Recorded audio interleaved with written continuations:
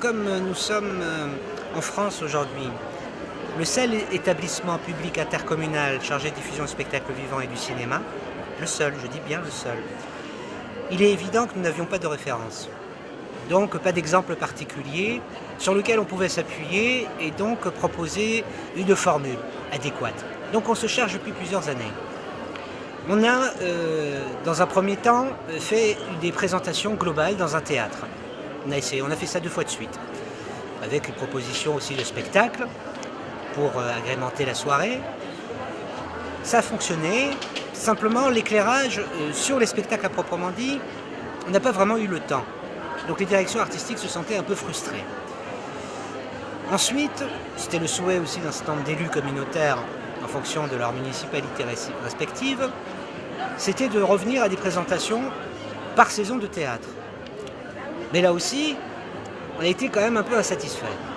Pourquoi ? Parce que la logique transversale que nous étions amenés à promouvoir était quelque part grugée. Donc on se retrouvait dans un dispositif intercommunal, une programmation intercommunale, mais avec une présentation donc par lieu et par ville. De surcroît, sur ces présentations de saison, on s'est aperçu, sur les 2-3 ans, qui se sont succédés avec cette formule-là, de présentation de saison par théâtre, et donc par ville, qu'on avait de moins en moins de monde de présentation de saison. Parce que, effectivement, c'est pas facile non plus d'écouter une direction artistique qui présente pendant 1 heure tous les spectacles, ou quasiment pratiquement tous les spectacles sur le théâtre. Alors on s'est dit, bon, cette année on va essayer autre chose. On va essayer de faire une vraie rupture, une vraie proposition qui permette de réunir ce que j'appelais tout à l'heure la famille scène et ciné, et qui puisse particulièrement insister sur cette transversalité de la programmation, qui correspond non seulement au projet culturel et artistique de l'établissement, mais quelque part aussi au projet de la politique culturelle de l'intercommunalité.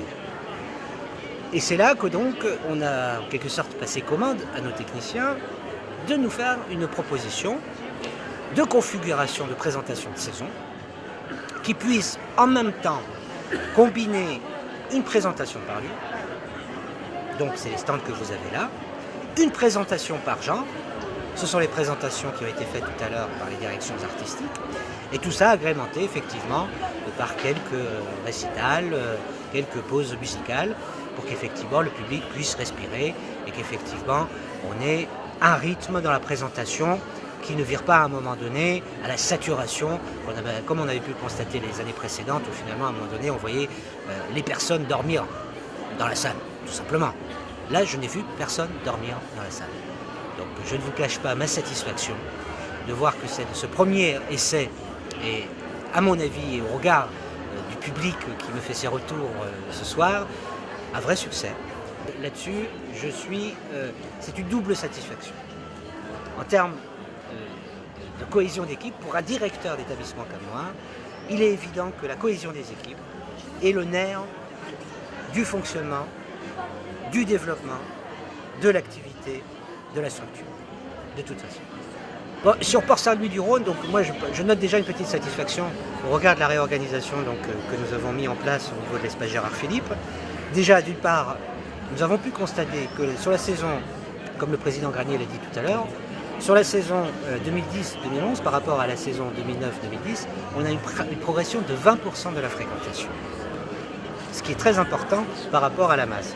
Et je pense que ça va continuer. C'est-à-dire que par rapport au même nombre quasiment de spectacles, on a une progression de 20% de la fréquentation. C'est dû à la qualité, mais c'est dû aussi au travail des équipes telles qu'elles ont été réorganisées. Ça, c'est sûr, la nouvelle direction administrative qui est là-bas sur place n'y est pas pour rien. Alors, sur la programmation à proprement dit, je vous invite de toute façon à rencontrer notamment Françoise Marion en tant que directrice artistique jeune public, mais pas seulement, qui a fait un certain nombre de propositions sur l'espace Gérard Philippe. Anne Renaud, si vous arrivez encore à la trouver pour les propositions danse, mais aussi pour certaines propositions théâtrales. Il y a l'événement carrément à l'ouest qui ouvre finalement quelque part la saison sur Port-Saint-Louis-du-Rhône, événement important, donc du 12 au 15 octobre, où vous aurez quand même sur Port-Saint-Louis, et c'est un véritable événement, c'est la première fois que cette compagnie est présente sur le territoire, d'accord ? Et ça fait très très longtemps qu'elle n'est pas venue en région PACA. C'est la compagnie Complexe Capharnaüm, une très grande compagnie des arts de la rue, qui a déjà commencé son travail sur Port-Saint-Louis avec une action culturelle menée à la Cité Vauban, notamment autour de la fresque qui s'est réalisée là-bas. Et vous aurez un spectacle absolument d'envergure et merveilleux, puisqu'il a été salué partout. Partout où il est passé, dans les plus grandes capitales européennes, de New York jusqu'à Tokyo. C'est un spectacle qui a traversé l'ensemble des continents et qui, aujourd'hui, va être présenté, pas n'importe où non plus, à la Cité Vauban de Port-Saint-Louis-du-Rhône. Et ça, pour moi, c'est l'événement. C'est le grand événement, pas seulement pour Port-Saint-Louis. C'est le grand événement pour l'ensemble du territoire, mais aussi pour l'ensemble du département. La compagnie Complexe Capharnaüm, qui sera présente avec d'autres compagnies aussi, du 12 au 15 octobre, dans le cadre de Carrément à l'Ouest, à Port-Saint-Louis-du-Rhône. C'est un partenariat avec le Centre national des arts de la rue, le Citron Jaune, qui est géré par la compagnie Ilotopie. Voilà, nous avons une convention triannuelle, donc il y a d'autres partenaires aussi. Il y a la DRAC, il y a la région également.